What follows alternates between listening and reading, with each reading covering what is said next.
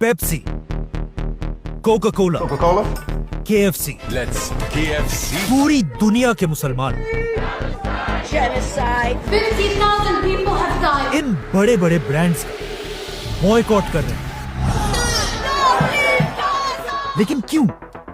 आखिर मुसलमानों के इस बॉयकॉट का फायदा क्या है? How effective are these boycotts? किस तरह इन कंपनीज को बॉयकॉट करने से फलस्तीन में किसी बच्चे की जान बचाई जा सकती है? See, I literally cry every day. और इस बॉयकॉट से इजराइल को क्या फर्क पड़ता है? Give us the tools faster and we'll finish the job faster. असल में मुसलमानों की इस बॉयकॉट की स्टोरी यहां से नहीं, बल्कि आज से बहुत साल पहले दुनिया के एक बहुत बड़े लीडर नेल्सन मंडेला के साथ शुरू होती है, जिसने अपने मुल्क साउथ अफ्रीका को गोरों की गुलामी से निकालकर रेसिज्म के खिलाफ दुनिया की सबसे बड़ी कैंपेन perpetrators of racism.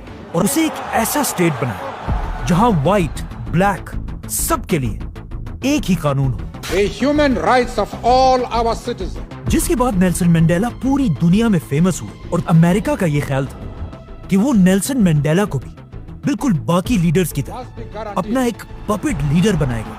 लेकिन नेल्सन मंडेला कोई आम लीडर नहीं था।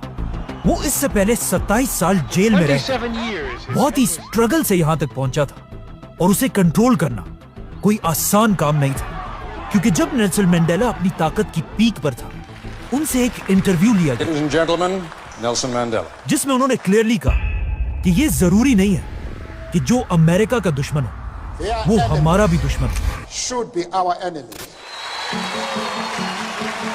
और साथ ही अमेरिका के पॉलिसीज के खिलाफ जाकर कहा कि हम चाहते हैं फलस्तीन को उसका हक दिया जाए, Territories should be returned to the Arab people. क्योंकि फलस्तीनियों की जंग भी बिल्कुल हमारी तरह एक आजादी की जंग है। They are fighting for the right of self-determination.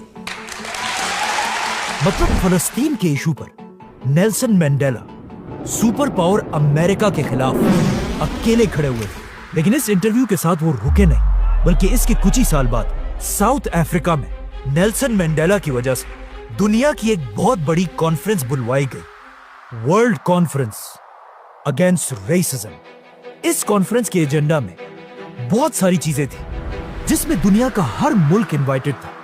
इस कॉन्फ्रेंस का मकसद यह था कि दुनिया के हर जुल्म के खिलाफ मिलकर आवाज उठाई जाए, इंक्लूडिंग इजराइल का फलस्तीन पर जुल्म।